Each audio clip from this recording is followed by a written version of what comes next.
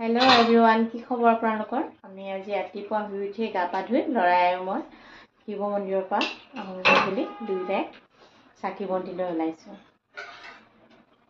আজি দিনটোৰ কাৰ্যসূচী এনেকৈ আৰম্ভ। এনেদৰে ধূপ আৰু বন্তি লগাই ল'ৰাই মই দুয়োটাই ঘৰখনৰ হৈ আশীৰ্বাদ ল'লোঁ আৰু লৈয়ে ঘৰ পালোঁহি।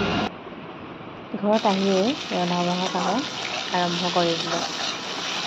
বাবাৰ ওচৰত এটাই কামনা কৰিলোঁ যে অনাগত দিনবোৰ সুন্দৰকৈ পাৰ কৰোঁ। আহিব লগা প্ৰত্যেকটো দিনেই যাতে আনন্দৰে কটাওঁ, হাঁহি ফূৰ্তিৰে কটাওঁ পৰিয়ালটোৰ সৈতে, তাৰে কামনা কৰিলোঁ।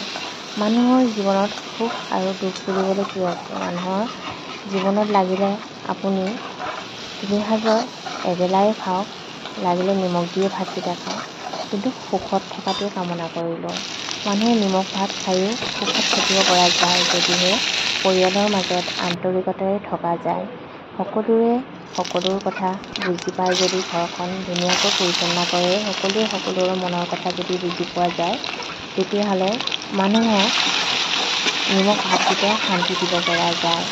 কিন্তু আপুনি যদি যিমানেই টকা পইচা নঘটক, কিন্তু যদি আপোনাৰ মনত শান্তি নাই, আপুনি যিমানেই মাছ মঙহ যিমানেই জুতিৰে নাখাওক, কিন্তু আপুনি মনত শান্তি নাপায়। আৰু মনটো শান্তি নালাগে মানে আপুনি ঘৰখনত বিশৃংখলতা আৰম্ভ হয়। সেই বিশৃংখলতা দূৰ কৰিবলৈ হ'লে ইজনে সিজনক বুজি পোৱাটো অত্যন্ত প্ৰয়োজনীয়। ভাত শাকনো কি নহয় জানো?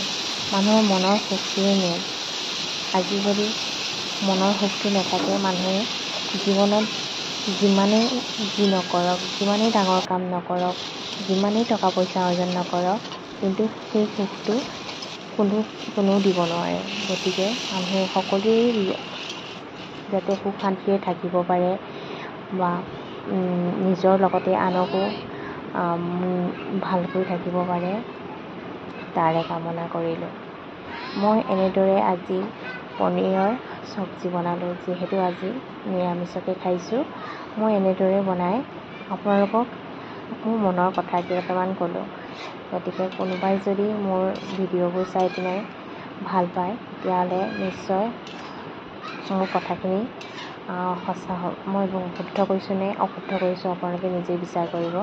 কিয়নো এই জীৱনটোত জীৱনটো এবাৰেই পাওঁ, গতিকে এই জীৱনটো সুন্দৰভাৱে উপভোগ কৰিবলৈ আমি নিজৰ জীৱনটো পৰিচালনা নিজেই কৰিব লাগিব, নহয়নে? সুখ দুখৰ কথা নিজকে প্ৰথমে ভালদৰে চালি